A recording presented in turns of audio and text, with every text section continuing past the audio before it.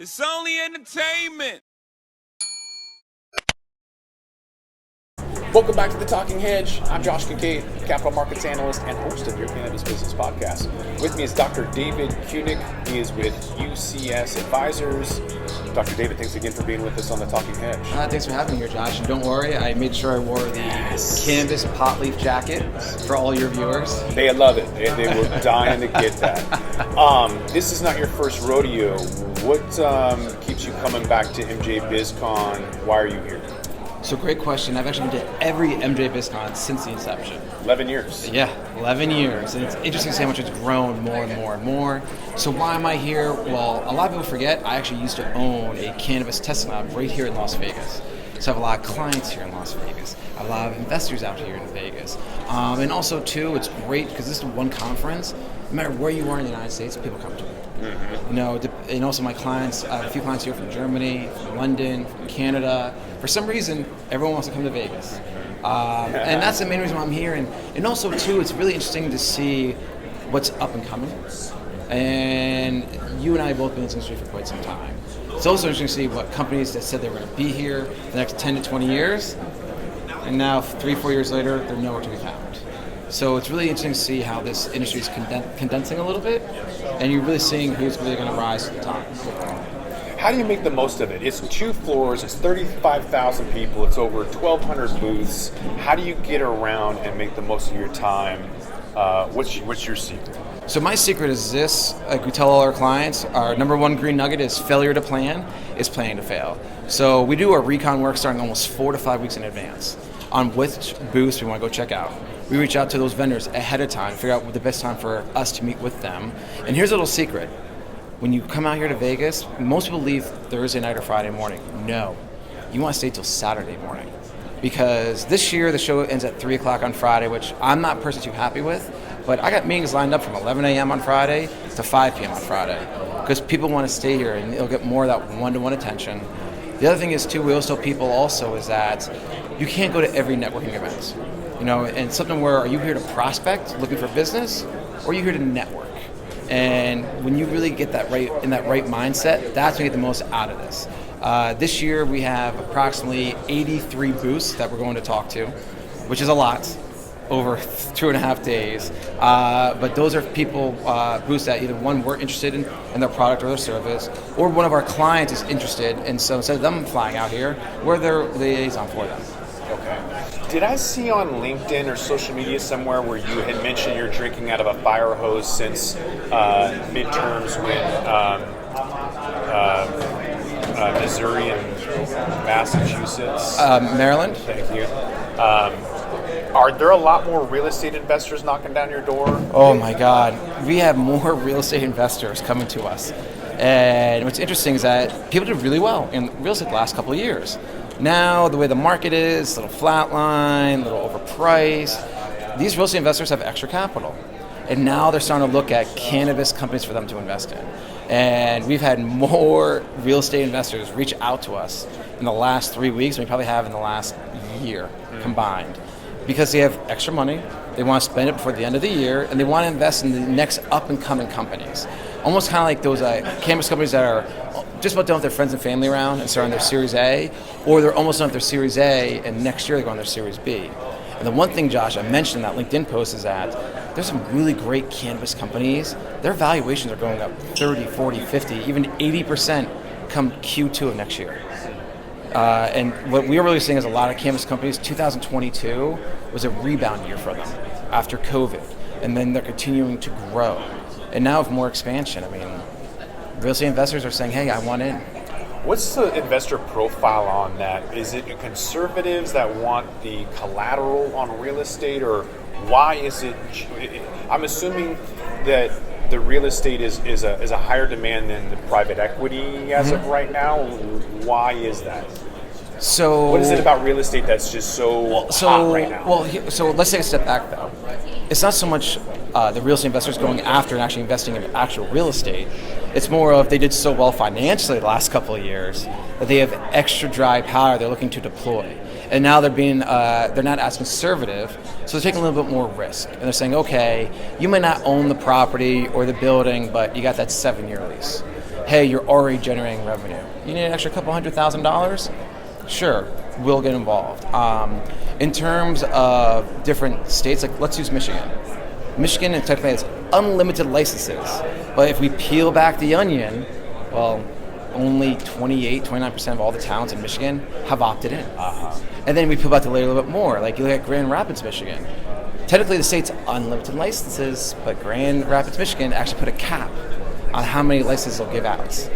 And that's where if you can find that real estate, and you have those investors that are investing in that real estate, that's attracting more real estate investors. So, and that's kind of where, and I know I'm giving you a long-winded answer, but this is where we're seeing that huge influx of real estate investors having extra money, where 2-3 years ago, they were very much risk averse. They're like, hey, I want the collateral, I want a first lien, versus now they're saying, okay, I did really, really well over the last couple of years. I'm willing to take a little bit more risk on my money now. Okay. What about the PE side with private equity? What's the investor makeup and demand, and where are they going after? Producers, processors, retailers, vertically integrated, East Coast, West Coast? Who's investing in private equity? What are they investing in? Okay, so great question. We're seeing a lot of middle-class Americans investing now in the private equity. And Forbes magazine came out with an article a month or two ago. The people under the age of 39 are at an all-time high for alternative investing, cannabis being one of them. Mainly what the investors are looking for is not plant touching or non-plant touching. It's one, what's your management team? Do they have any experience? Have they ever taken investor money before and paid back investors? Also, what's the 3 to 5 year plan for your company?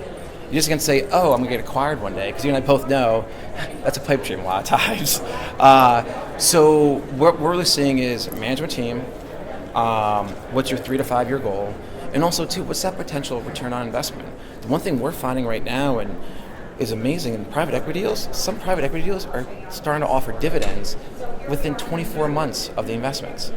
You don't see that in private equity. And we're seeing a huge range of middle-class Americans with extra dry powder to invest, and they're looking to say, okay, when can I start getting my money back?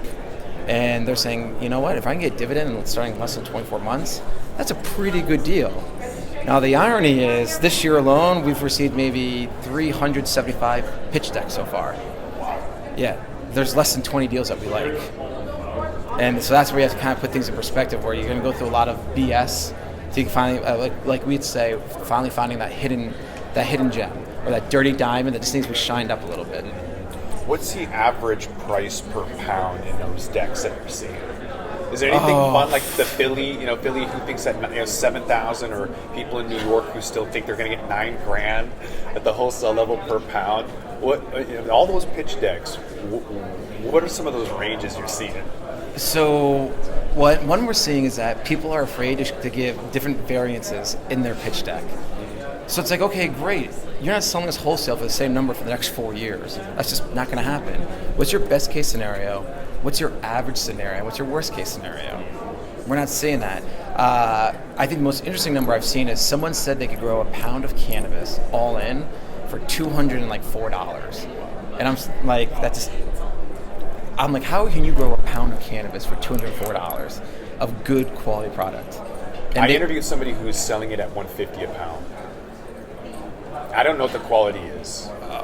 I mean, you can see my facial reaction. Everyone's here can see my facial reaction with that. It can't be good. That's, and I think the most obnoxious number I've seen wholesale right now is, I won't say which state, someone thought they could still get almost $11,000 wholesale. Wow. And I'm like, no.